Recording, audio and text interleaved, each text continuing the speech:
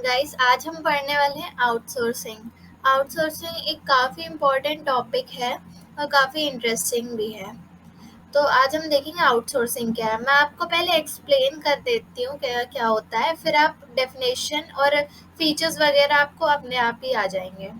तो for example ये इसको मान लेते हैं हम, एक फर्म है ए और ये एक्चुअली में एक रेस्टोरेंट है। तो एक रेस्टोरेंट के बहुत सारे काम होते हैं। मतलब मेनली रेस्टोरेंट तो कुकिंग करता है, लेकिन उसके अलावा भी उसे बहुत सारी एक्टिविटीज़ करनी होती है। For example food delivery, advertising and all that. तो ये जो मेन एक्टिविटी होती है इसे हम कहते हैं, जो कुकिंग है इसे हम कहेंगे कोर एक्टिविटी। और ये जो बाकी की एक्टिविटीज़ हैं उसे हम कहेंगे नॉन कोर एक्टिविटीज़।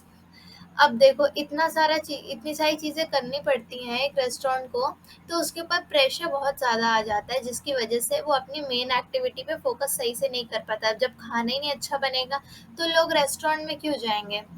तो वो रेस्टोरेंट क्या करता है, ये जो नॉन कोर एक्टिविटीज़ हैं, एक्स्ट्रा एक्टिविटीज़ हैं, वो एक्टिविटीज़ में से कोई एक चीज़ किसी दूसरी कंपनी को, दूसरे थर्ड पार्टी को कॉन्ट्रैक्ट कर देता है, उसका कॉन्ट्रैक्ट दे देता है। इसको हम मान लेते हैं बी। तो ए ने बी से बोला कि भाई हमने तुम्हें कॉन्ट्रैक्ट दिया है कि हमारी फॉर एग्जांपल फूड डिलीवरी का दिया है, तो ये बी कंपनी जो है वो ए के लिए फूड डिलीवरी का काम करेगी। तो इसे हम कहेंगे आउटसोर्सिंग। मतलब ए ने अपनी एक्टिविटी आउटसोर्स की बी को। और ये किस टाइप की कंपनी को आउटसोर्स करेगी, जो फूड डिलीवरी में स्पेशलिस्ट हो। और क्यों करेगी, ताकि उनके एक्सपीरियंस से और एफिशिएंसी से हमें बेनिफिट हो सके। क्योंकि बी कंपनी तो उस काम में एक्सपर्ट है फूड डिलीवरी में, तो वो हमसे ज़्यादा अच्छे से करेगी, तो उससे हमें भी बेनिफिट मिलेगा, राइट। अब ये डेफिनेशन में लिखा है, a long term contracting out generally non core activities to captive और third party specialist. Captive unit क्या होता है, कैप्टिव यूनिट वो होता है जो एक पर्टिकुलर फर्म के लिए आउटसोर्सिंग करता है, सप्लाई करता है। फॉर एग्जांपल बी जो है, अगर वो सिर्फ ए के लिए ही फूड डिलीवरी करेगा तो उसे हम कैप्टिव यूनिट कहेंगे।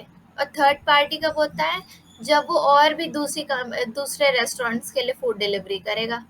Okay. Third party specialists with a view to benefiting from their experience क्यों करते हैं, ताकि हमें दूसरी कंपनी के एक्सपीरियंस से, एक्सपर्टीज से, एफिशिएंसी से और इन्वेस्टमेंट से बेनिफिट मिल सके, हम उनका फ़ायदा उठा सके, क्योंकि वो हमारी जगह एक्टिविटीज़ कर रहे हैं ना, हमारी एक्टिविटी। फीचर्स में भी यही लिखा है, एक बार देख लेते हैं। Outsourcing involves contracting out. Obviously अभी हमने पढ़ा कॉन्ट्रैक्टिंग आउट, दूसरी कंपनी को आउटसोर्स करना। Generally non core activities are outsourced. अब देखो, वैसे तो नॉन कोर एक्टिविटीज ही आउटसोर्स होती हैं, लेकिन कई केसेस में कोर एक्टिविटीज को भी आउटसोर्स किया जाता है, बट मेनली नॉन कोर होते हैं। थर्ड है, प्रोसेसेस में be outsource to a captive unit और थर्ड पार्टी। ये भी अभी हमने पढ़ा, जो आउटसोर्सिंग होती है वो या तो कैप्टिव यूनिट को होगी या तो थर्ड पार्टी को। तो बस इतना सही था समझने के लिए। आई होप आपको समझ में आया होगा। अगर कोई डाउट हो तो आप मुझसे पूछ सकते हो, एंड थैंक यू।